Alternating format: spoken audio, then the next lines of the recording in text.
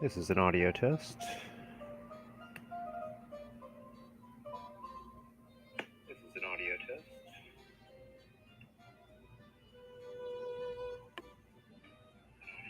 I think that sounded pretty good. I think that sounded pretty good. Хорошо, хорошо. Спасибо. Привет, как дела? So, I think I just wanted to have some fun here and go through the simple task of demonstrating some general ballistics in a suborbital launch and explain what that means, and then hopefully do an actual orbital launch and not take forever doing it.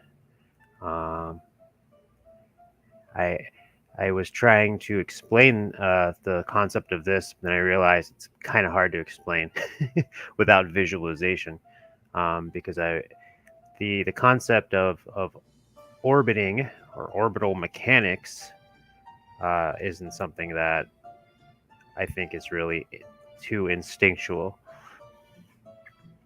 In other words, you'd have to actually go and learn it, look at it, see how it works, and maybe see it in action in order to really get a grasp of it.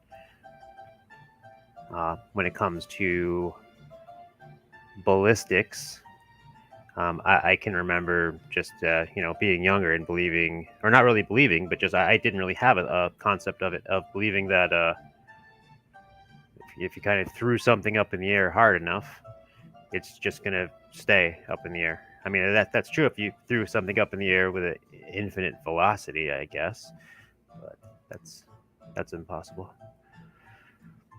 So I'm already droning on. So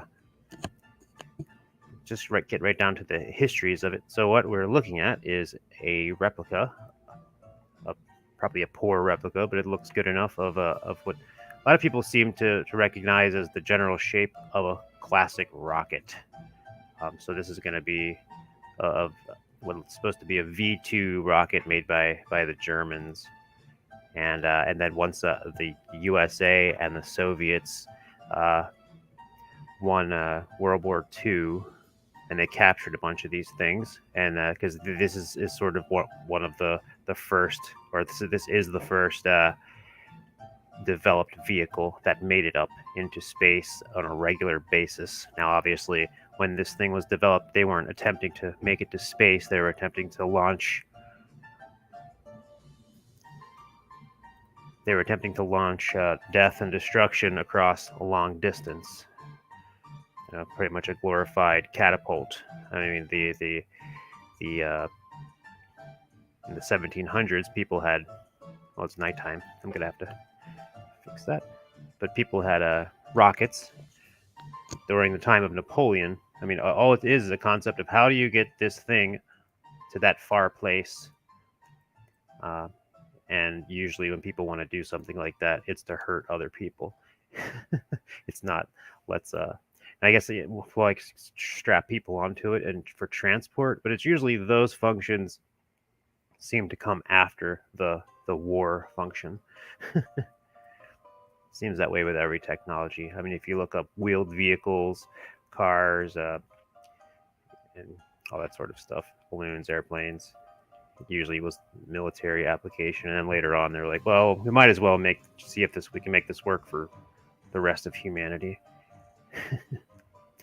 So, yeah, this thing is fueled by liquid fuel, usually kerosene, and then liquid oxygen, because the oxygen mixed with the kerosene, and you light that on fire. The kerosene, the oxygen gives it it creates the burst. When this thing was invented, yeah, basically to go into what is called a ballistic arc. The ballistic arc, if you can see, I'm tipping this thing over. Now we could just, well, let me just not tip it over that much. I'm just going to let it go up. It's already tipped over, so it's going to. And if we look here at the map of, so if we go really close in, here's where we launched, and as you can see, it's getting faster it's the speed is getting faster. Eventually, we're going to run out of fuel and it's going to stop. But what this ballistic arc is what it looks like. It's where this thing is going and where it's going to end up, and where it's been. It's the ballistic arc, the trajectory.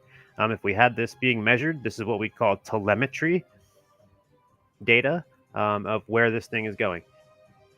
Obviously, this is just very basic. There isn't any guidance on this thing except for where you pointed it. And now we're up in the sky, and all we can do is follow this ballistic arc.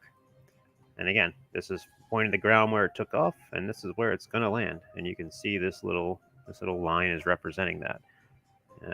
According to this, right now the thing is 45. I'm just going to call that miles up. And it looks like it's going to get about, well, if we look here, this says it's going to get about 60 miles up in the air. Now it says kilometers here, km. If you see the little bottom corner, well, looks like my thing's blocking it, but this simulator, this game, Kerbal Space Program, is not really to scale. I can download mods to make this planet that I'm on basically the size of the entire Earth, but I don't know. I don't want to put that kind of stress on my computer at this moment. And I think it's more fun to kind of have this lesser simulation because the size of this planet, it's small enough. It's good enough to get done what we need to get done. So this is sort of a simulation of the V2 rocket, which was invented in the 1940s, I mean, it was late in the war when they started launching these things from Europe into other parts of Europe and into Great Britain. The Germans were also working on launching these things to America. They had super huge versions of these things. And as you can see, this thing's just hanging out up in the sky. It's been up there for about 3 minutes. I'm assuming this time is going right because it's ready to land. And they've strapped some explosives onto this thing. And the thing is, when this thing is falling, its speed right now it's at the arc. It's at the very well. It's already past. It's called the apoapsis. So as this is going to fall, it's going to just get faster and faster. Eventually, it'll be faster than the speed of sound. So if you imagine this thing was over your city, and since it's faster than the speed of sound, it's going to hit your city block long before anybody hears it, and they'll hear the explosion before they ever heard the thing coming in. And obviously, these things would sound like a freight train going by, if you were to hear such a thing, I would imagine. I mean, there's stories of other rockets being launched, but these were the guys that made it up into space. So let's fast forward this a bit. Now, because they weren't usually launched that high up, they were usually launched sort of more laterally so that they could launch a farther distance. And there we go.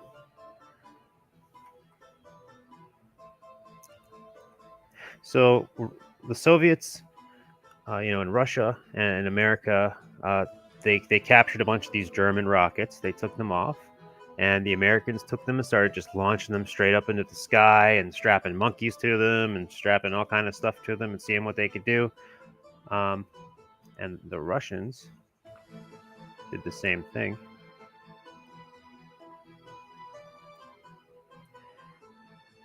And so the Russians were the first. Well, the Soviets were the first ones to get something up into orbit. So both the U.S. and the Soviets had gotten these rockets, and they started messing around with them. Obviously, they want to take off the explosive warhead,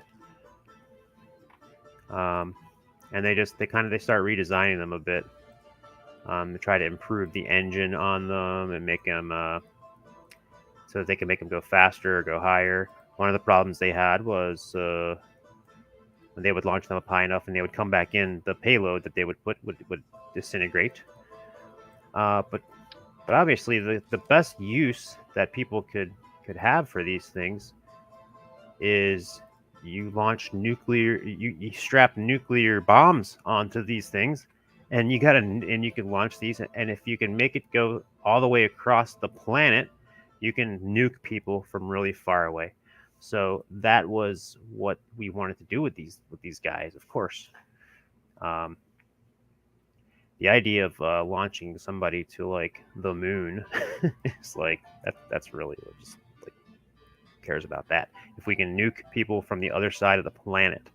uh, so yeah, see, the Americans got them, and then the Russians got them, and they try to redesign them, and they're like, well, like let's just, so, like, the Russians had the idea, so they, like, their version of this, like, let's just strap four more of the same ones on the side of this thing, and and and their first, and this, we have the first ICBM. So I already have the, whoops, I don't want to save that.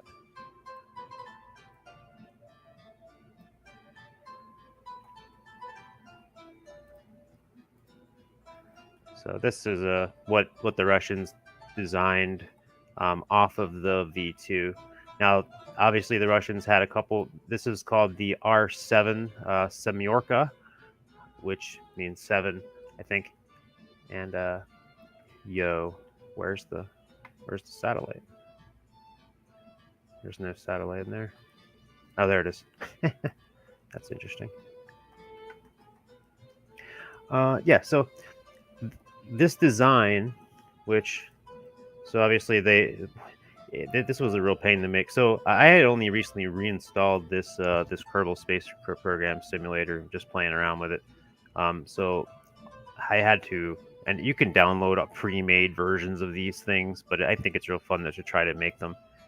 So it's funny because last thing I did on this thing was put these little tiny veneer rockets on here. This is what they used for guidance, because I knew that these things, engines down at the bottom here, were each had four of their own little engines, because the Russians' idea is like, well, we put everything, put more rockets, more engine. So this thing has like, what, 4, 8, 12, 16, and then the other core in the middle has its own 4. Yeah, and then each one has these little veneers. So, but yeah, when I first was making this thing could not get stable at all. And then I looked it up and was like, what the, like, how, like, what, maybe I can get a hint. And sure enough, this was the same problem in real life that they had. They couldn't keep it stable, and they had to add these movable veneer rockets on here. So yeah, so this essentially was the first ICBM, which means intercontinental ballistic missile, which yeah, and again, that came from, oh yeah, the Americans took their own V2, and they started putting other rockets on it and just trying to launch stuff up and probe it out. But I'll probably make other videos on that because I wanted to just do the first version.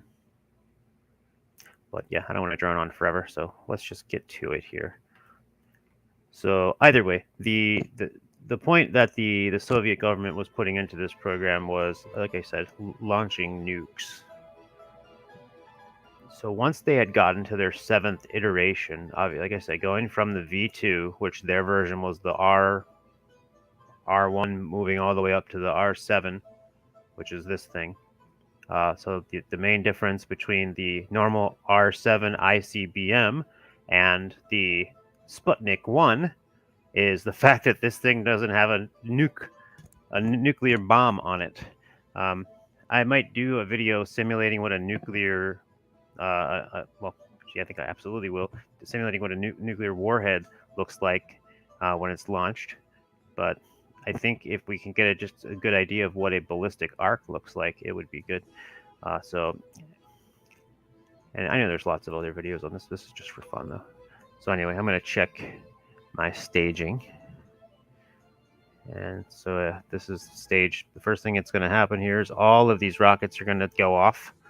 And we're going to go straight up.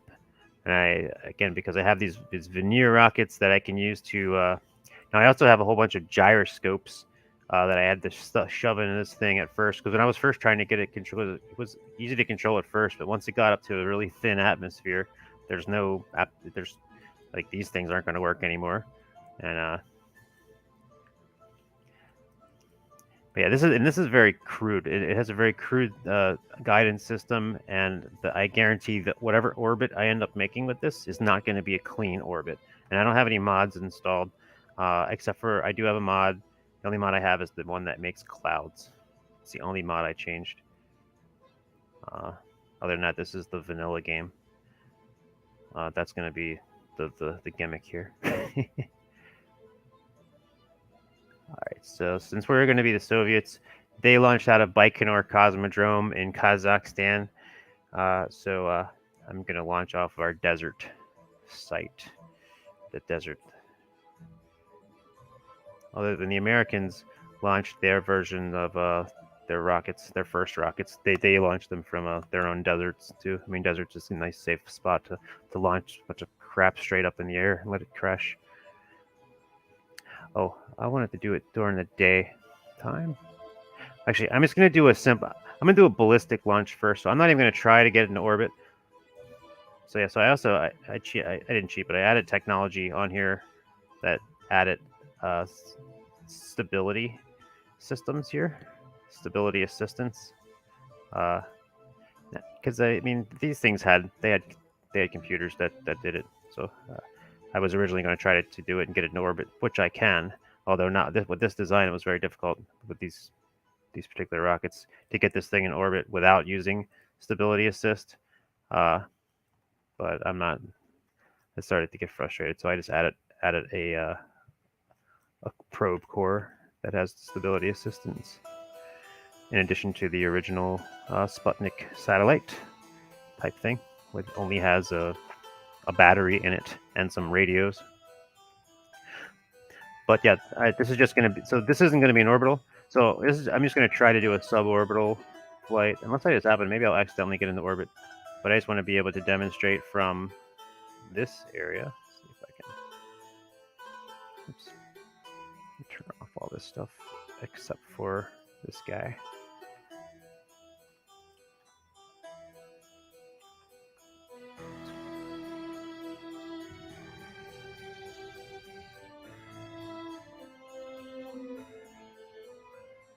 Okay. So I'm not even going to try to move it. I'm going to let it go straight up in the air. And even though it's still going straight up in the air, it's still going to have an arc. It's going to go in one direction or another because of gravity. And also because of the... Oops, I'm going to turn that SAS on. I'm not going to move it. I'm just going to let it go straight up.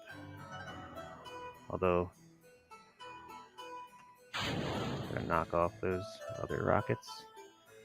Still going straight up. This is probably going to go far enough to leave orbit. Or to leave the I don't know. We'll see. But so this is the same thing. This is the same concept as throwing a football up above your head. And I mean, the only difference is if you put a bunch of kerosene and lit the kerosene on fire on the football and let it just keep flying up for like a couple minutes. Oh, this thing's really still going. So far it's going about 350 miles up. Now, you can see the ballistic arc is becoming quite the towering arc here as it launches up above the globe of the planet. So now keep in mind, now the idea of a globe or a plane here doesn't make a difference because, oh no, there we go. That thing is going to be, oh boy. So according to this, this is going to be outside the planet's gravity, so it doesn't matter. I'm going to reset it anyway. But in any case, even if this was like the flat plane, you can still see that again. It's just like throwing a rock up in the air and letting it land. It's going to go up and it's going to down. Yeah, it's even bullets. You shoot a bullet, it's going to have an arc. Everything has a ballistic arc. That's the entire point. So we're going to revert that back to launch. And yeah, back to. So yeah, so this thing was designed. So yeah, when this thing went up for the Sputnik launch, it was 1956. Around the same time, America was trying to do the same thing, just trying to get something into orbit. Americans had the German guy, Werner von Braun, and the Russians had this guy named Glushku. He invented all this. He was like their version of von Braun, because this same design is used today. It's hardly a change, except I mean, obviously the engineering, the plumbing has changed and been upgraded, but the entire design, it's like it worked the first time. It worked back in '56 or '57 or whatever. So that off again. Now I'm gonna move it over here.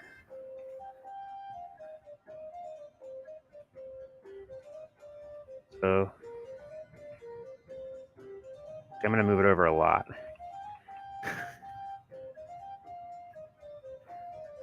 I'm shaking. I forgot to. Those are shaking like bacon. Forgot to add like stability struts between these rockets, so you can see them off. There they go. I gotta shed those guys, and that one guy is still going up there. Okay,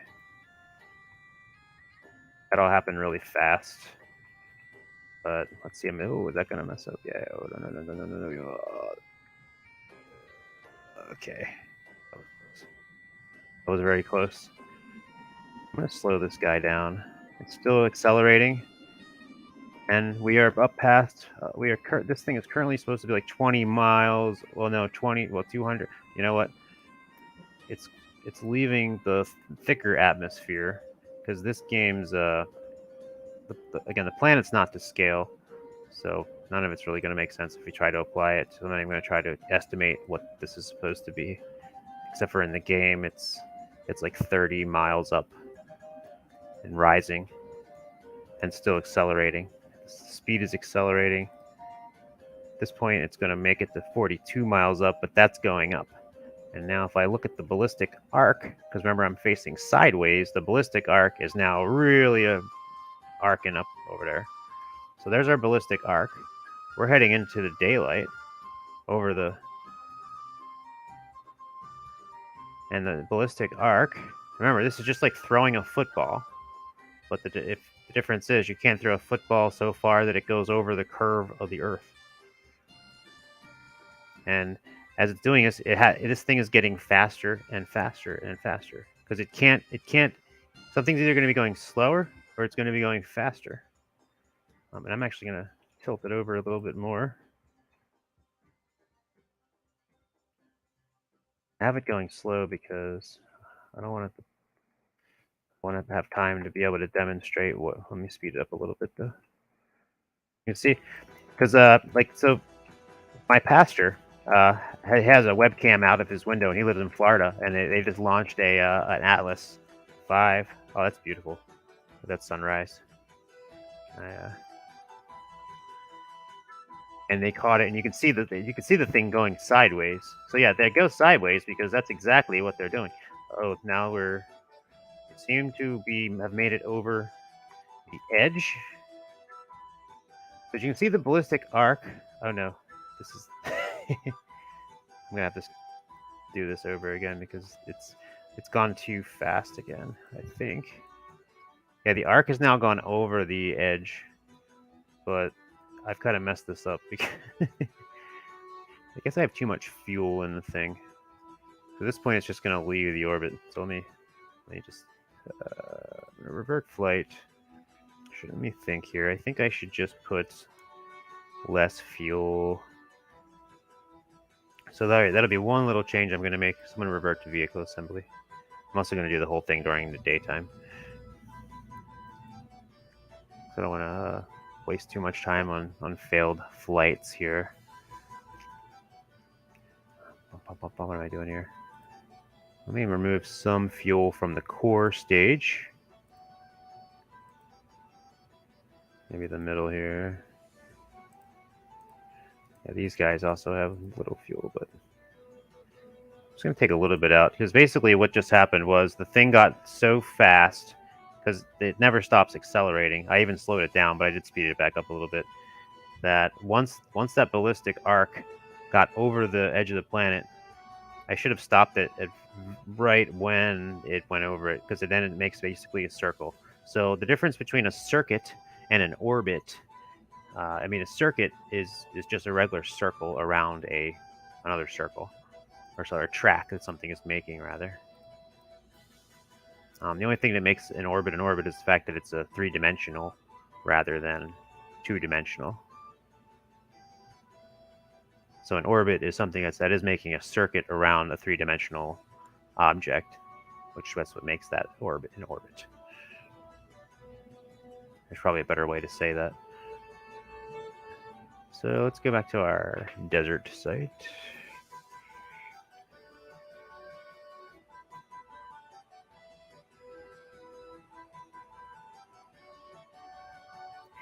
And yeah, the Americans didn't launch it. It wasn't too much later that the Americans did their own orbital launch. But then shortly after, the Russians also got a man into space. Because this stuff, because again, the getting a satellite into orbit was more or less an afterthought when it came down to making the priority of getting nukes into orbit. But yes, once you could get one of these things into, let me shut up and launch this sucker.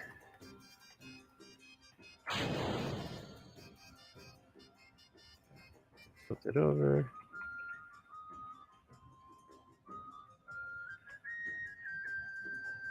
No, I'm gonna keep it slow. As long as it's accelerating, which it is, and you can see it starting to pass the speed of sound, going past the. I mean, this thing is fast. The new rocket's moving. Oh, I forgot to move to daylight. Darn it. Oh well.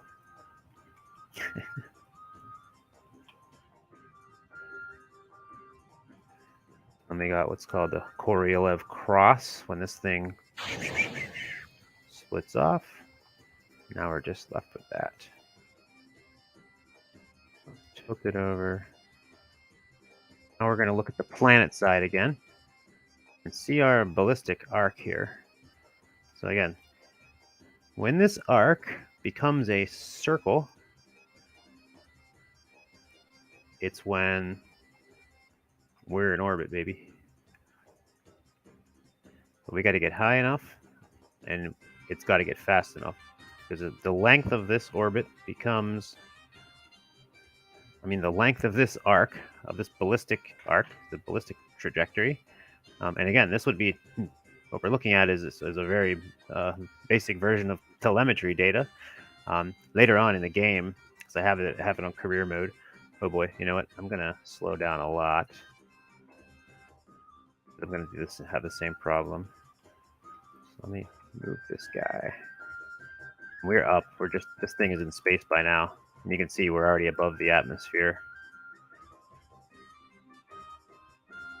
Yeah, so I mean, again, think of it in the same level as you've thrown a football up and up and up and up.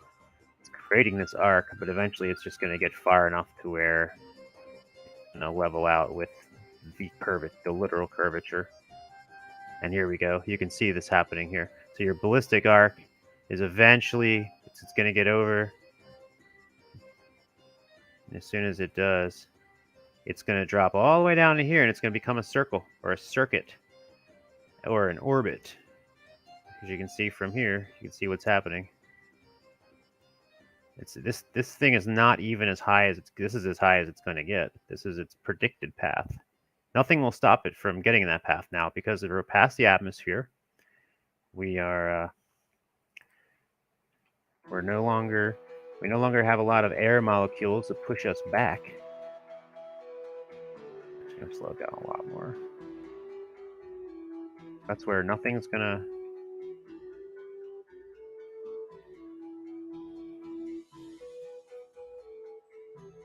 Let's try to direct this orbit a little better.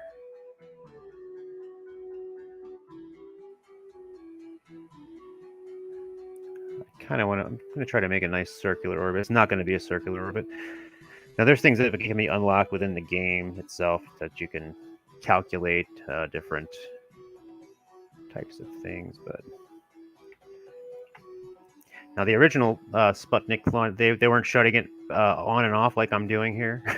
They didn't have it that good. So keep in mind, if this wasn't a satellite and I wasn't trying to put this in orbit, I'm going to pause this. I'm going to pause the engine for a second. Again, that's not historically accurate. They couldn't pause the engine like I'm doing here. But if I was just trying to send a nuke to the other side of the planet, I've just done that, right? As long as I can radio control this thing to once it gets up to on an ICBM, on an intercontinental ballistic missile, which is the same exact thing as what the first Sputnik rocket was, with the exception of it having a satellite on it instead of a nuke. See, once it got up to the top level, it separates a nuke, and then it drops where it's been calculated to land.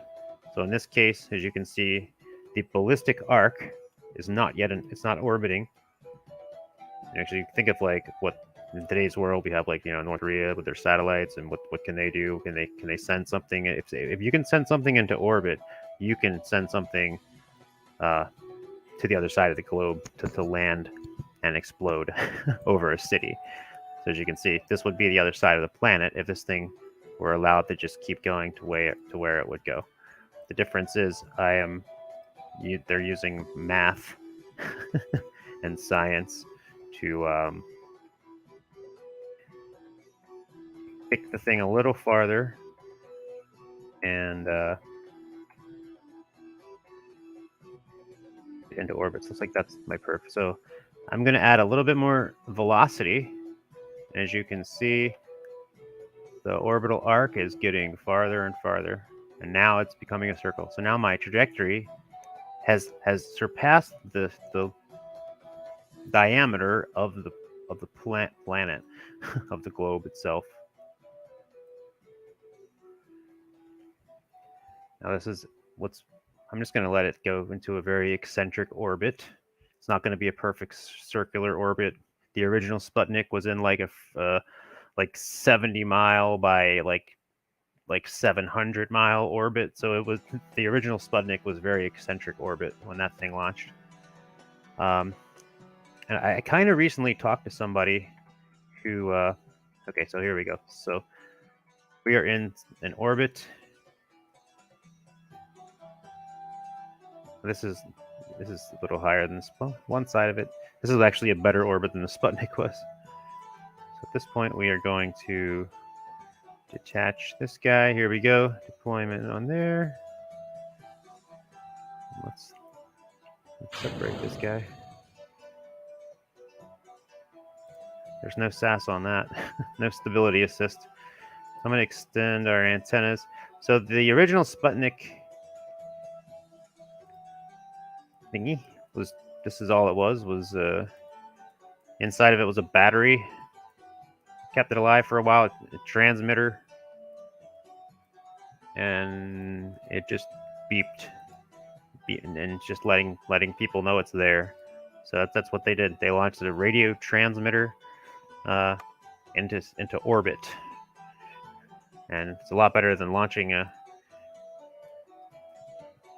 nuke. But again, if you can imagine the same exact concept of well, I don't want to start railing on about nukes again. Although again, this design was the first intercontinental missile, and that's what makes it intercontinental, is the fact that it can launch something to other continents on the globe. And yeah, so this thing would stay up there, beeping, as it were. I've spoken to people who claims that they saw this thing when they were a child or when they were a teenager. I talked to one woman. She called them the Sputniks. She was like, "Oh yeah, the Sputniks. I remember the Sputniks." She said when her and her friend would go on. I mean, I think they were like going out and like hanky panky and somewhere out in the field. She was saying, and they looked up and they would see these things. Said everybody was scared and everybody was going out like looking at. Although now this thing is tiny. I mean, it's like the size of like a big beach ball or like a medicine ball or something. But a lot of the thing that people actually saw, because a lot of people certainly did report seeing it. You got a lot of people outside looking up. I mean, people are going to see something, and especially if there's a lot less light pollution. But a lot of times they saw the. I just shifted over to the carrier rocket, the core rocket over here, because this thing's bigger. Because this thing was stuck up in orbit, just in the same way that that the Sputnik 1 itself was. It went around. Now, because it had a very eccentric orbit, like I said, that orbit was 70 miles by. So it was like when again the difference in orbit is the apoapse and the periapse. The apoapse is the highest point that the thing is going to reach in its circular orbit. The periapse is the lowest point that it's going to reach. So this is a pretty eccentric orbit, but the original Sputnik was much more eccentric. So that, and actually, that's the way that a lot of spy satellites are put into orbit, because they can both go up really high and get a larger view of other continents and other places, and then they can go in and also get really close up, and the speed changes is the closer the thing is to the surface, the faster it's going. That way, it can't be detected as easier. I think that's why.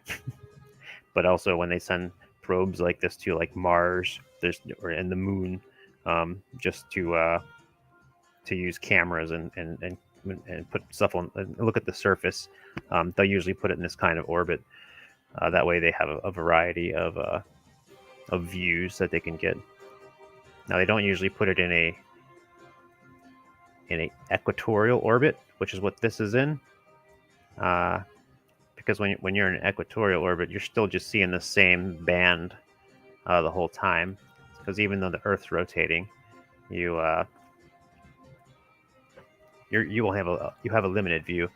If you put something in a Arctic in a polar orbit, which is down to up, then as the Earth is rotating from side to side, you are at some point always going to be able to have it to see at every part of the globe at some point if you put a spy camera up there.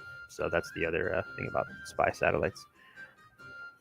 But the Sputnik itself wasn't necessarily a spy satellite. It was more of a propaganda satellite, beeping out, "We have done this and you haven't." Now the Americans, they tried to do something similar. It called Vanguard. There's a Vanguard satellite. If you go to the Smithsonian today, you can see what happened to the Vanguard. It crashed on live TV, and everybody watched it and they laughed. And Khrushchev, the Russian leader, called it the Kaputnik. And then he said, "Tonight, the Americans sleep under a Soviet moon." So these guys trolled you. It would be amazing if they had like Twitter in that day, the stuff they'd be saying to each other, especially Khrushchev. That man was a character.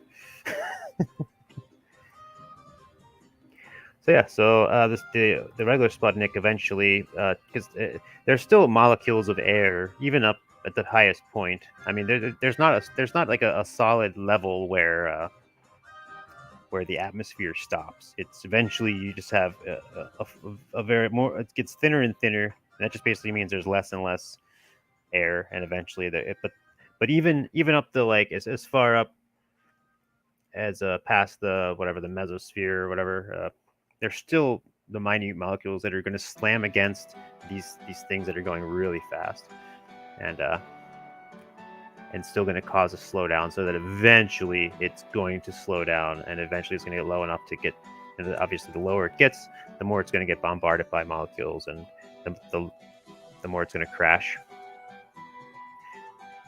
or the more it's going to shrink. The orbit will get smaller and smaller. Because I may demonstrate at some point the getting somebody back down. Because obviously, when you're launching a man into space, you need a way to get him back down. So I think I might do another video about how to get them back down, which basically is just a matter of turning this thing around and burning the engine in the other direction to shrink the orbit in the best place. And then the other part of it would be rendezvousing, send something else up to land side to end up side by side with this thing, because all of these things were leading up to the moon landing, which I'll probably do one for that, because at this point I'll end up because I just reinstalled this game, and I think it's kind of fun redesigning all this stuff from scratch, because at some point I had designed all of these other spaceships, historical spaceships, years ago, but I wasn't using stock parts. I was using downloaded parts, or I had a mod that resized everything, and this way I'm kind of forced into being more creative with what's provided. Like this thing here's the battery. This thing still has a bit of an electric charge, but as you can see, the electric charge is slowly going away, so this thing will slowly die. But even in this game, this thing will, the game itself doesn't have atmospheric drag at all, I don't think so. Well, I mean, it does when you're in the atmosphere, but the game does have a specific pinpoint line between you're in the atmosphere and you're in space. So as far as the game's concerned, this thing is in space, and this will never get dragged down. Yeah,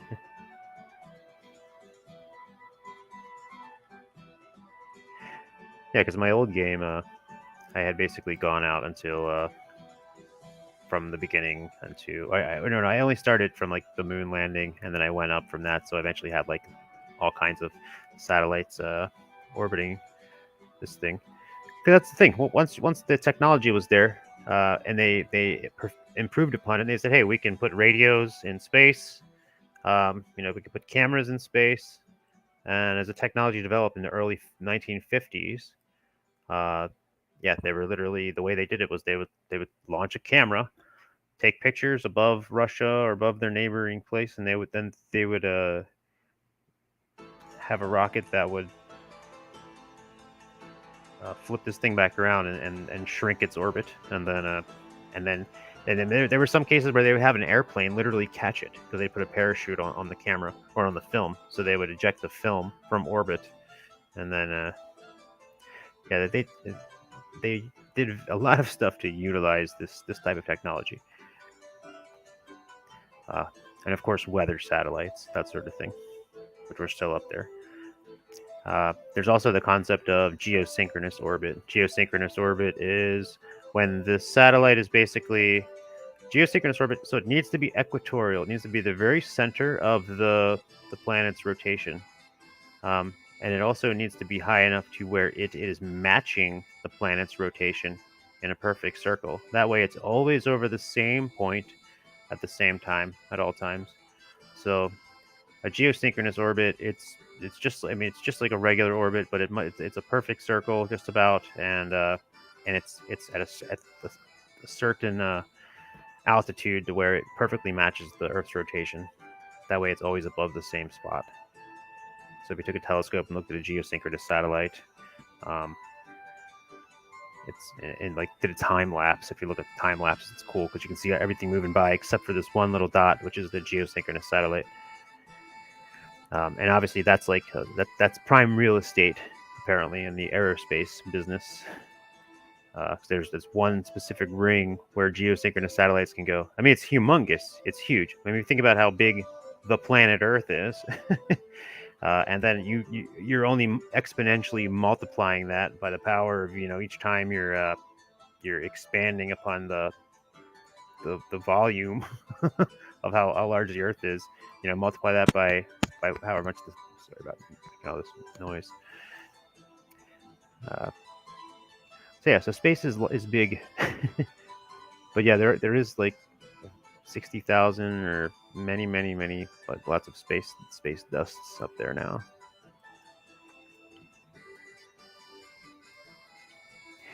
Um, all right, well, I guess I shouldn't make this thing too horribly long. Let's see how long we got.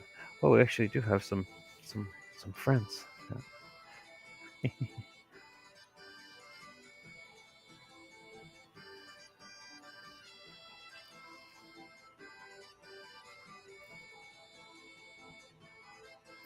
I appreciate it, people.